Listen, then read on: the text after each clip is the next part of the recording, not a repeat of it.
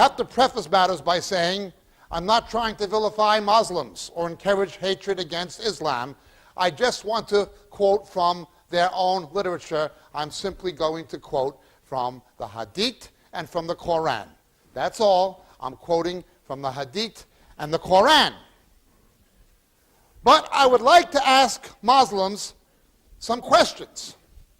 I'm simply putting this out as a question. My first question is this.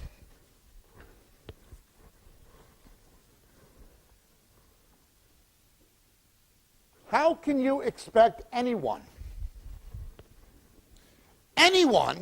to believe the following: that somebody was a prophet of God? They are the greatest prophet of God. That there is no prophet greater than they are, and God has had no greater or no higher spokesman than this person.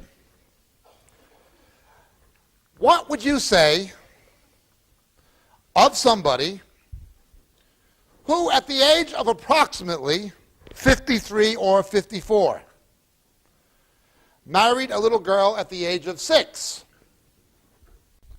and at the age of 9, when she was playing on a swing, you come to her, give her a glass of milk, and take her to your bed and take her virginity? What do we call a 53 or 54-year-old man who has sex with a little girl at the age of 9? Do we call him a prophet of God? We don't. I'd like to invite my Islamic friends to please explain the following. In the Hadith, Bukhari, Volume 5, number 234, narrated by Aisha. Aisha was the daughter of Abu Bakr. Muhammad the Prophet was engaged to me when I was a girl 6 years old. I was playing in a swing with some of my girlfriends. Unexpectedly, Allah's apostle came to me in the afternoon and my mother handed me over to him. At that time, I was a girl of 9 years of age. And Bukhari, Volume 5, number 236, the Prophet married Aisha when she was a girl of 6 years old and consummated that marriage when she was 9.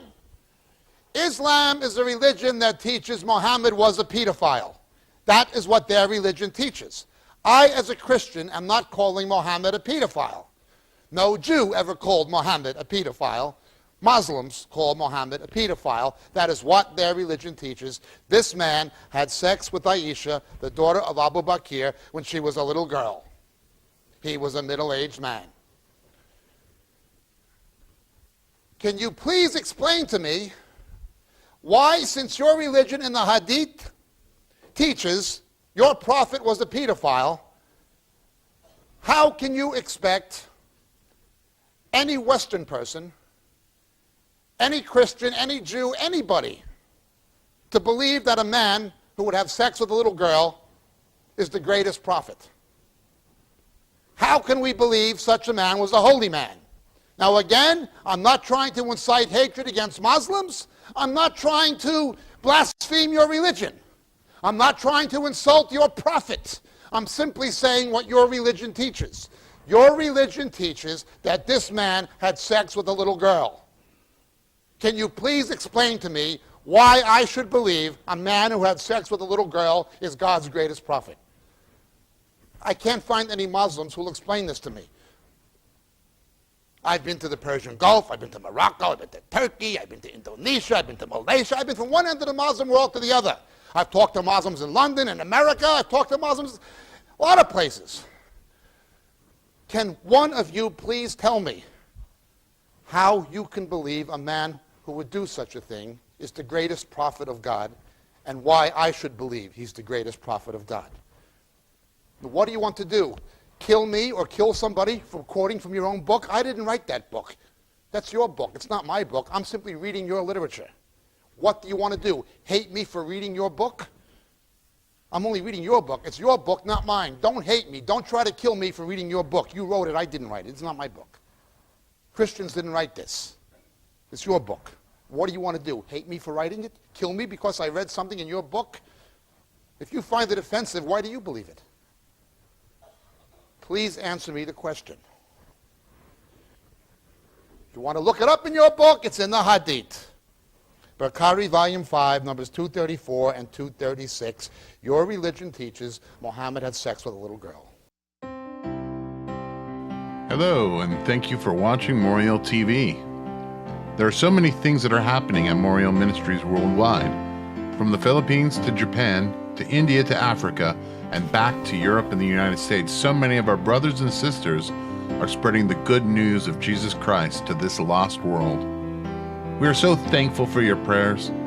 God has been faithful and has blessed us in so many ways.